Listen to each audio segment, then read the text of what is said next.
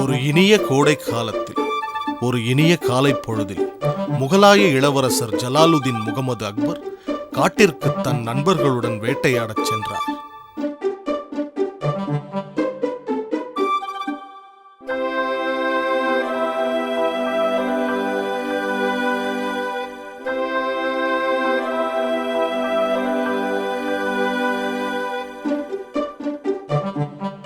இந்த இடத்தில் வேட்டையாட எனக்கு மிகவும் பிடிக்கும். காட்டிற்குள் நுழைய ஆரம்பித்ததும் இளவரசர் மிகவும் ஆர்வமுற்றார். சிறிய பயணத்திற்கு பின் காட்டின் மையப் பகுதிக்கு வந்தனர். நாம் காட்டின் மையப்பகுதிக்கே வந்துவிட்டோம். ஆனால் ஒரு விலங்கு கூட இன்னும் கண்ணில் படவில்லையே. எனக்கு மிகவும் தாகமாக இருக்கிறது. சிறிது தண்ணீர் கொண்டு வாருங்கள். மன்னியுங்கள் அரசே, தண்ணீர் அனைத்தும் தீர்ந்து விட்டன. அனைத்தும் தீர்ந்து விட்டனவா? அடக்கடவுளே, இப்பொழுது என்ன செய்வது? நாம் திரும்பவும் அரண்மனைக்கே சென்று விடலாம் அரசே. திரும்பி வரும்பொழுது ஒரு இடத்திலிருந்து 3 பாதைகள் பிரிந்தன. இங்கிருந்து 3 பாதைகள் போகிறது. இதில் எதில் சென்றால் ஆக்ராவுக்கு செல்லலாம்? மந்திரியாரே, உங்களுக்கு ஏதாவது யோசனை தோன்றுகிறதா? எனக்கு ஒன்றும் தோன்றவில்லை அரசே. இதற்கிடையில் அவ்வழியே ஒரு சிறுவன் வருவதை அக்பர் பார்த்தார்.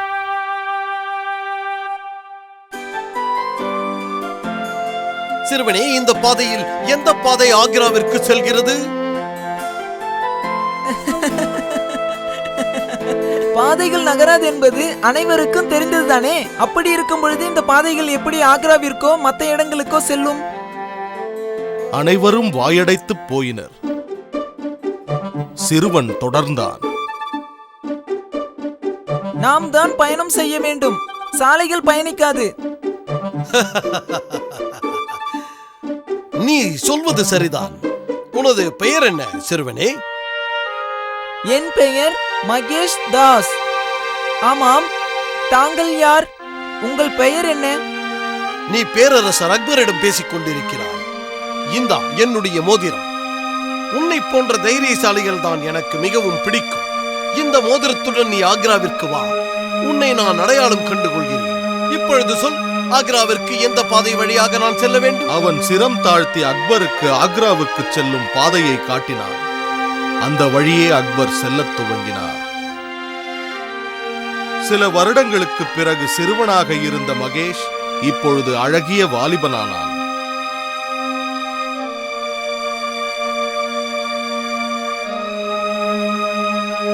ஒரு நாள் பேரரசை சந்திக்க விரும்பினான். பேரரசின் இந்த மோதிரத்தை எடுத்துக்கொண்டு சென்று நான் அவரை சந்திக்க வேண்டும். மகேஷ் ஆக்ராவை நோக்கி புறப்பட்டான்.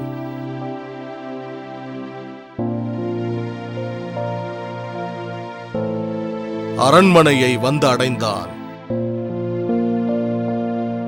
நான் அரசரை சந்திக்க விரும்புகிறேன். இங்கேயே நில்லுங்கள், நான் அனுமதி பெற்று வருகிறேன். திரும்ப வந்த காவலாளி அவனை உள்ளே அனுப்பினான். உள்ளே சென்ற மகேஷ் தாஸ் அரசரை வணங்கினான். அக்பர் அந்த இளைஞனின் தன்னம்பிக்கையால் கவரப்பட்டார். உனது பெயர் என்ன சிறுவனே?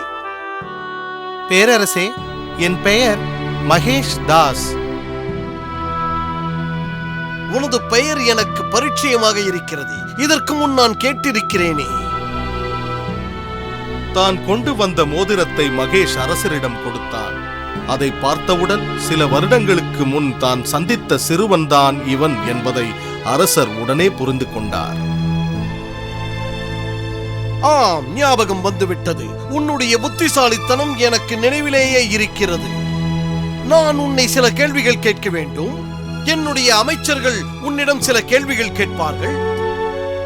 அமைச்சர்கள் ஒருவரை ஒருவர் பார்த்து கொண்டார்கள். இவனை மடக்க சில நிமிடங்கள் போதுமே என்று எண்ணினார்கள். அண்டை வீட்டார்கள் ஒருவரை ஒருவர் பார்த்துக் கொள்ள மாட்டார்கள். யார் அவர்கள்? கண்கள். உடனே வந்த அந்த பதிலை கேட்டதும் பல பெருமூச்சுகள் வெளிவந்தன. வெல்ல முடியாத எதிரி யார்? மரணம். இறந்ததற்கு பிறகும் அழியாதது என்ன? ஒருவருடைய புகழ். அமைச்சர்களில் ஒருவர் தரையில் ஒரு கோடை வரைந்தார். இந்த கோட்டை அழிக்காமல் சிறியதாக்க வேண்டும். உடனே மகேஷ் அந்த சிறிய கோட்டின் அருகிலே ஒரு பெரிய கோட்டை வரைந்தான். இப்பொழுது பாருங்கள், அந்த கோடு சிறியதாகிவிட்டது. சூரியனாலும் சந்திரனாலும் காண முடியாதது ஏதாவது ஒன்று உண்டா? இருட்டு. இவனை யாராலும் எதிர்கொள்ள முடியாது என்று பேரரசர் நினைத்தார். பிறகு அக்பர் தானே ஒரு கேள்வியை கேட்க நினைத்தார். வாலிபனே, ஆக்ராவில் எத்தனை புறாக்கள் இருக்கின்றன என்று சொல். இந்த கேள்விக்கு எப்படி பதில் கூற முடியும் என்று அமைச்சர்கள் வியந்தனர். ஆனால் மகேஷிடமோ எந்த தடுமாற்றமும் இல்லை. நிச்சயம் சொல்கிறேன். மொத்தம் 50,416 புறாக்கள் உள்ளன. பார்வையாளர்கள் பிரமித்தனர். இத்தனை விரைவில் பதில் சொல்வான் என்று அக்பர் நினைக்கவில்லை. அதை அவர் எதிர்பார்க்கவும் இல்லை.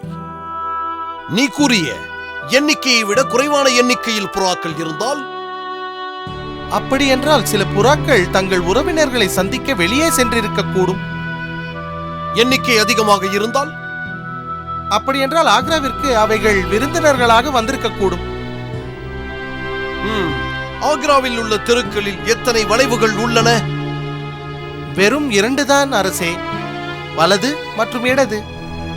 ஒரு மனிதன் தவறு செய்யும் பொழுது அவனுக்கு மிகவும் பலமாக இருக்கும் 2 ஆயுதங்கள் எது?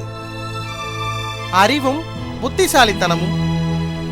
அக்பர் அந்த பதிலை கேட்டதும் மிகவும் மகிழ்வுற்று அந்த மகிழ்வின் எல்லையில் மகேஷை அணைத்துக் கொண்டார். நீ என் அமைச்சரவையில் இருக்க வேண்டியவன். இன்று வெளிப்படுத்திய உன்னுடைய புத்தி கூர்மைக்காக நான் உனக்கு பீர்வால் என்ற பட்டத்தை சூட்டுகின்றேன். இதன் அர்த்தம் என்னவென்றால் ஈடு இணை இல்லாதவன் என்ற பொருள்.